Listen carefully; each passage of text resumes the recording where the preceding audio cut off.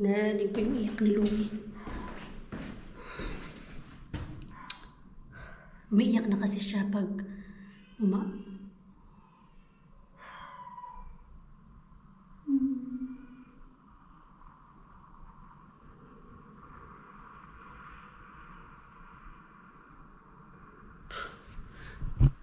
naririnig pala hanggang dito yung iyak ni Lumi.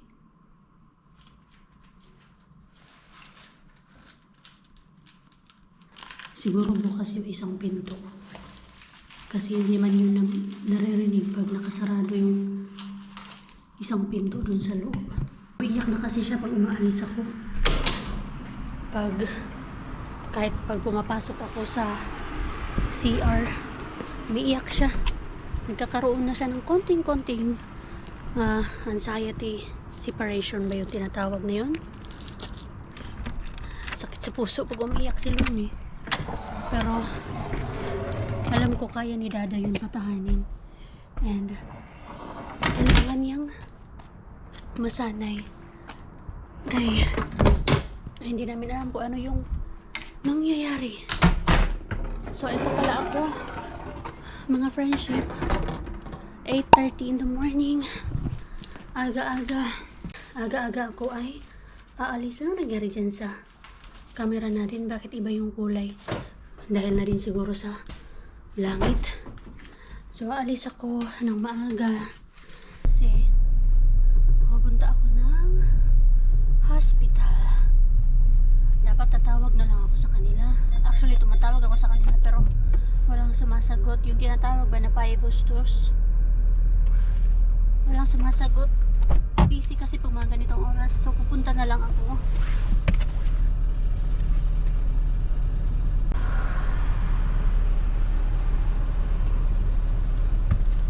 Ay, nasusuka ako.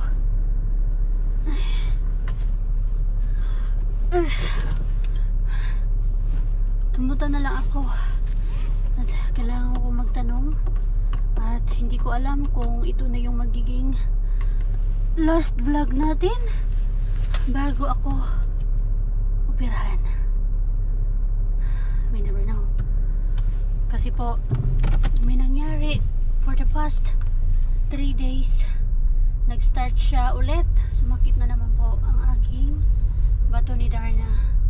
Sumakit naman po siya nung Friday night. Na-trigger na naman po ulit siya. At hindi ko alam kung ano ang nakapagpa-trigger. Pero syempre, iniisip ko kung ano nga ba yung nakapagpa-trigger sa kanya. Sobrang lala yung nangyari sa akin. To the point na kahit anong gawin kong inom ng gamot, hindi talaga siya, parang wala na epekto yung gamot eh. First time kong uminom ng Burana or yung ibuprofen, yun yung pain reliever namin, siguro 5 beses na magkakasunod-sunod. Kasi wala talagang epekto. Dapat nga every 6 hours or 4 hours. Pero syempre nakadepende sa pain. So magkasunod-sunod yun na ininom ko kahit na wala pang 4 hours. Kahit gusto ko talaga mawala yung sakit. Ang suffering ko since Friday night up to last night. Sumuka kagabi. Sobrang weak ako kasi siguro dahil hindi na rin umiepekto yung gamot sa akin kasi wala akong kain. Biruin nyo po yung nagbe-breastfeed ka tapos wala kang kain kundi tubig lang. Kahit tubig kailangan ko pang unti-untiin na inumin kasi kapag binigla ko ay sasakit na naman yung tiyan ko. Grabe talaga ang nangyari sa akin for the past 3 days. Ilang ko na wag pumunta sa ospital kasi alam ko ang mangyayari kapag weekend. Doon lang ako, mag-overnight lang po ako doon kasi wala namang surgery or operation na gagawin sa akin during weekend. So, tiniis ko ang sakit. May mga factors kung bakit takot akong magpa-opera. Pero I think kailangan yun yung the best na kailangan gawin. Magpa-opera na ipatanggal talagang gallbladder kay kung hindi ko ito ipapatanggal, paulit-ulit lang na mangyayari tong pain. Pero let's see kung ano yung magiging ano ngayon ng nurse. Gutom na ako guys. Kagabi pa ako walang kain. Kasi sumuka ako eh. Sinuka ko yung kinain ko. Basta lahat ng kinakain ko sinusuka ko. Kahit yung pag-inom, sinusuka ko. Alas 10 na. Magti-10:30. Inaantay na lang yung result ng blood test. Na-ECG na din ako. Tapos ito. Di ko alam ba't nila tinatanggap.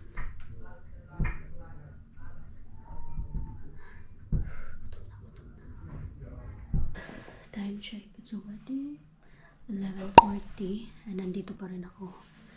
Tinusukan na naman ako. May dextrose pala ako. Saan yun? Ito. Kasi magkakaroon ako ng abdominal ultrasound ulit. Paulit-ulit. Nangihina ako dahil sa tusok ng mga karayom. Plus wala akong kain. Kasi kagabi pa wala akong kain. Kasi ngayon yung kinain ko kagabi. Inano ko lang din.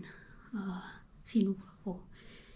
And takot akong kumain kanina kasi baka sumakit na naman yung tiyan ko. Iniisip ko ang Lumi. Hindi daw siya natutulog eh. For sure, hinahanap ako. At the same time, takot na takot ako. Dahil dito sa, baka hindi na ako makauwi. Baka operahan ako. Paano na lang si Mister? May trauma kasi ako sa operasyon. Sobrang sakit nito. Hindi ko maintindihan kung bakit dito nilagay. Usually dito eh. Tapos may kinuha din siya dito. Sarado na ako sa needles. Sakit dito eh. Nasa gilid kasi siya. Na-CT scan na ako. Tapos na. Time check. It's already 12:44. Gutom na ako, besh. Yung mga kapitbahay ko dito. Nagsilayasan na sila. Tapos meron na namang mga bago. Ako, nandito pa din. Hindi ko alam kung ano pang next gagawin. Siguro aantayin pa yung result ng CT scan. Gutom. And wala na akong balita kay Lumi. Siguro nakatulong na. Kasi sabi ko, pilitin mo makapag-nap si Lumi. Morning nap pa. One eternity later. Ay, salamat Lord. Pinalaya din ako.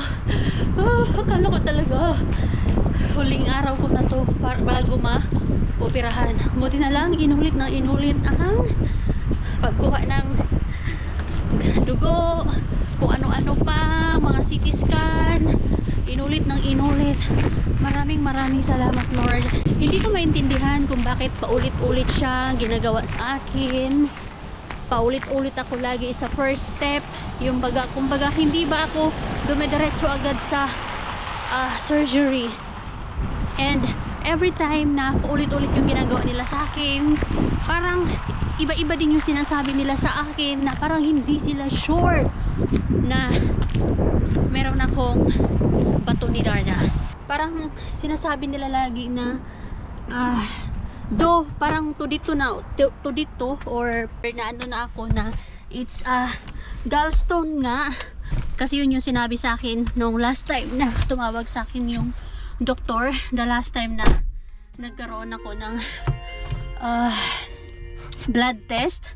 Yun yung sinabi na meron nga akong gallstone o bato ni Darna. Pero yung doktor ngayon, meron na naman siyang nabanggit sa akin na nagpa-question mark sa akin. Yung sinabi niya na voice olla or it could be baka sa PKV siya or baka hindi sa PKV gallstone or baka iba.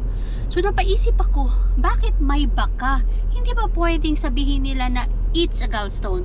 Wala nang it could be, baka. Wala nang baka, as in gallstone siya.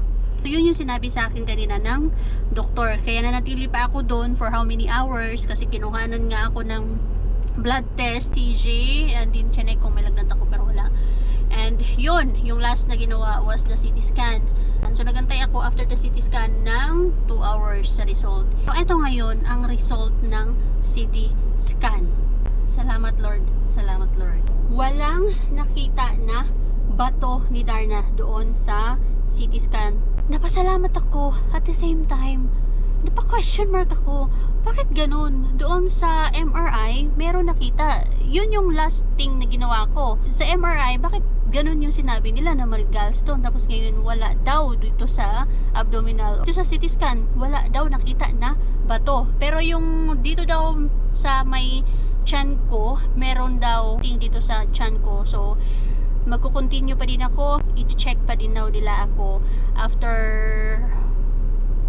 a month. Magkakaroon na naman ako ng check-up doon naman sa kabila.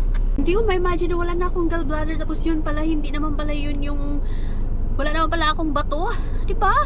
Yun yung isa sa mga kinakatakot ko or yung pinagkakatrumahan ko. Kaya nga po na nabanggit ko kanina, kasi marami ako naririnig na merong mga nagkakamali na imbes na inoperahan yung sakit pero lumala yung sakit, merong mga pinatanggal pero iba yung natanggal. Kaya ako parang natutrauma din sa mga kwento ng iba na naku baka mali or baka ay naku Lord, kaya hindi ako padalos-dalos agad na magpapa-opera hanggat hindi sila sigurado na yun nga yun. And thank you Lord, thank you Lord, thank you Lord, kasi sabi ko talaga kay Lord na Lord, kung ano man yung will mo, kung ito man yun, kung operahan man ako, din let it be. Kasi si Lumi yung iniisip ko, kasi iniisip ko din na paano pag paulit-ulit na lang mangyayari. So mas maganda na lang na ipatanggal. Pero Lord, thank you talaga. Sana nga talaga hindi talaga siya gallstone or hindi siya bato ni Darna. Ay, nakaano ako ng maluwag, nakahinga ako ng maluwag despite nang kumukulo na po yung tiyan ko kasi wala talaga akong kain. So meron na naman pong reseta yung doktor. Okay, eto na. Thank you Lord. Maganda din talaga yung paulit-ulit kang tinutusukan, paulit-ulit kang punta ng CT scan o di kaya MR. Importante, sure lang talaga sila doon, nakikita nila. Maganda din yun, no? Yung ulit-ulit nila isang doktor, kundi maraming beses or di kaya magpalipat-lipat ka ng hospital para talagang malaman kung yun na ba talaga. Kasi pag isa lang, tapos yun na, tapos si mali-pali, ay naku, sus, laking ano yun, laking problema yun. Ay, salamat Lord. Kaya nga ako maluwag. So ngayon, balik na naman ako sa dahan-dahan na lang ako sa pagkain ulit. Yung gradual na pagkain lang ba para hindi na maulit yung sakit. So next, punta muna tayo ng apteki. Bili muna tayo doon netong nireseta sa akin ng doktor. Ay, salamat Lord. Salamat. Ay, uwi na muna ako. Di man ako wala man ako makita dito guys. Ay, bili muna ako ng gamot. Ay, hindi nabasa ni Mr. yung message ko Sabi ko mag-ano siya, luto ng rice kasi gutom na gutom ako. 2:00 na. Sana na merong rice kasi kung wala ay magluluto pa ako, mag-aantay na naman ako nito. Ay, naku Lord. Bili muna tayo ng gamot. Alam nyo ba, meron akong pinagtataka kasi ilang beses na akong pumupunta sa ospital, ilang beses na akong kinunan ng dugo or kung ano-ano pa, MRI. Grabe ang mahal ng ang mahal ng gamot na to, 20 euros. Diyos ko, pag ilang pagkain ko na to. Pero sige lang, kung makakatulong naman sa atin, gora-gora, tiis-tiis na lang kaysa naman magtiis tayo sa sakit. So dito ako sa S-Market kasi bibili ako ng lulutuin kong pagkain. Wala mo ng pork, hindi mo na ako kakain ng pork. Fats, bawal muna. Kaya ang hirap, ano ba talaga yung sakit ko. Ay nako, sabaw ako. Puro na lang manok. Ang ganda talaga na marunong ka mag-drive. Yung hindi ka naka-depende lagi sa asawa mo. Katulad yan, na meron kayong anak. So, ikaw na lang yung magdadrive, punta ng hospital, balik ng hospital. Kasi yung asawa mo, kailangan bantayan yung anak mo. Sa lahat ng bagay, kailangan mo maging independent. Kasi hindi sa lahat ng panahon, hindi makakasama yung asawa mo. Matutulungan ka ng asawa mo. Kaya, hindi ako nagsisi na nag-aral ako mag-drive. Doon wala akong plano na mag-aral mag-driving. Yan, doon naman sa hospital, hindi ako magaling mag-finish. Nakakapagsalita, pero hindi ako magaling. Hindi ako fluent. Pero mas more on nakakaintindi ako Pero syempre, pag may mga medical term, wala naman ako alam sa medical term. Kahit in English. So parang bago. Ha? Odo ta. So parang bago lahat sa akin. Pero pag meron ako mga hindi naiintindihan, tatanong ako eh. So dapat malakas yung loob mo magtanong. Hindi yung, oh yan lang. Hindi yun lang, yo ka lang nang lagi kasi hindi mo na naiintindihan. At kapag meron akong hindi maintindihan, sinisearch ko. Agad-agad, hi princess! I miss you so much, my love! I miss you! Ay! Nagnap daw ikaw, sabi ni Dada. Good job! Oh, I can smell the rice. Okay, good. Good job, Isi. Hi, princess! I miss you. Mamaya pa yan siya magre-react. So, ito pala yung gamot. And, this is, saan ba yun? Ayan, oh. 20 euros 78 cents. And ngayon ko lang din napansin, or ngayon ko lang din nalaman na kapag yung gamot merong ganito, triangle, ibig sabihin, hindi ka pwedeng mag-drive. Hindi ka pwedeng mag-take nito at magda-drive ka. Kasi, I think yung side effect siguro nito is yung mahilo ka, hindi ka pwede mag-drive. So, yan, meron tayong nalaman today na kapag yung gamot merong sign na ganito, ibig sabihin hindi ka pwedeng mag-drive. Pero nakalimutan ko itanong kung hindi ba to pwede, kung pwede ba to sa breastfeeding. Mama. Sad to say, hindi pala ako pwede dun sa gamot na naresita ng doktor. Yun yung isa sa mga nasa isip ko kanina na itatanong ko sa doktor sana bago niya ako bigyan ng, or bago niya ako resitahan ng pang pain reliever ba. Yun, nasa isip ko na yun, pero nakalimutan ko man. So, hindi pwede yung gamot na naresita sa akin ng doktor. Buti na lang binasa ni Mister yung instructions doon. And of course, nakalimutan ko din tanungin sa pharmacist kanina habang bumibili ako. Ay, ma'am brain. Malala na yung aking ma'am brain, oy. So, ayun, try ni Mister na ibalik yun sa pharmacy kung pwede pa. So, tingnan natin kung may babalik sa akin yung 20 euros and 78 cents. Kahit yung 20 euros na lang ibalik, wag na yung cents. Kasi hindi pa naman nagamit yun at hindi talaga namin binuksan. Yung kinuha lang namin doon is yung instructions. Yun lang naman. So, tignan natin kung ibabalik nila. Kung pwede rin ibalik. Anyway, as of the moment, ako ay magbe-bake ng blueberry loaf.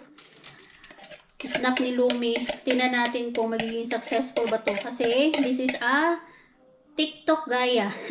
Ginaya ko lang to sa TikTok kasi gusto kong maggawa ng snacks for Lumi. Aside dun sa mga snacks na nabibili, of course, sa tindahan. Gusto ko mag-homemade. Anak, are you okay? Hoy! Uy, siya pretty. Pagdating nito kanina, nanguot agad ng didi. Nabis ang didi ko. Kasi nagnap sila ni daddy niya. Matagal siya nakatulog. Kaya wala man didi. Love you, my love. Ba't namula ikaw? Bakit rosy cheeks ikaw ngayon? May balabas po sa kanya na ipin. Dalawa.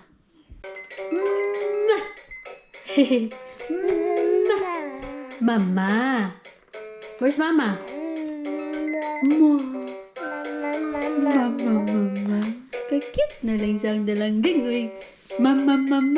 Yung nagulat ako kung bakit may tumutunog dito. Na parang may nagbukas ng pinto. Itong bata. Anak, nakakaloka ka. Si daddy siguro no, hindi to sinara. Ay, ikaw ha, marunong ka na talaga. Mamaya, bigla ka na lang nandun sa... Diyos ko, nakakatakot. Nakakatakot tong batang to. Marami na alam. Kami na magnamnam. Gulat man tuloy ako. Kahit yung mga lights, marunong na po siya mag-off and on. Di ba madali ka, nak? Matuto lahat. Sus, nahinay lang, uy. Nakakatakot naman. Kung nabuksan niya yung pinto, tapos hindi ko lang kasi busy ako dito. Naku, iwan ko na lang. Naamoy ko yung ating blueberry. Tingnan ko nga. Nak, huwag kang pumunta doon, ha?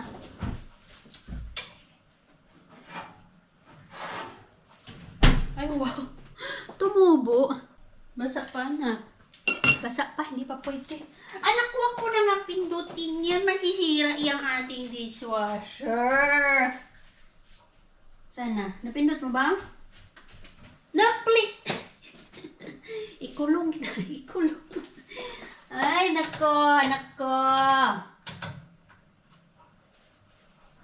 No, anak, no. Dami mo nang alam.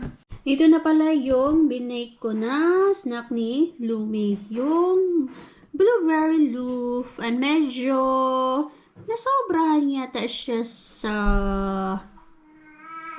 flour. Yes, medyo madami yung flour. Pero tignan nyo, ang ganda oh. And bar free ito. Tignan natin kung masarap pa. Moment of truth kung masarap ba ito. Tapos papa-snack ko agad kay Lumi. Medyo nasobrahan lang talaga siya sa flour. Alam niyo po ba yung ingredients nito? Egg, flour, milk, ang banana. 1 banana. Hey, hold on. Sarap! Medyo nasobrahan lang talaga sa flour. Pero masarap siya, kahit wala sugar.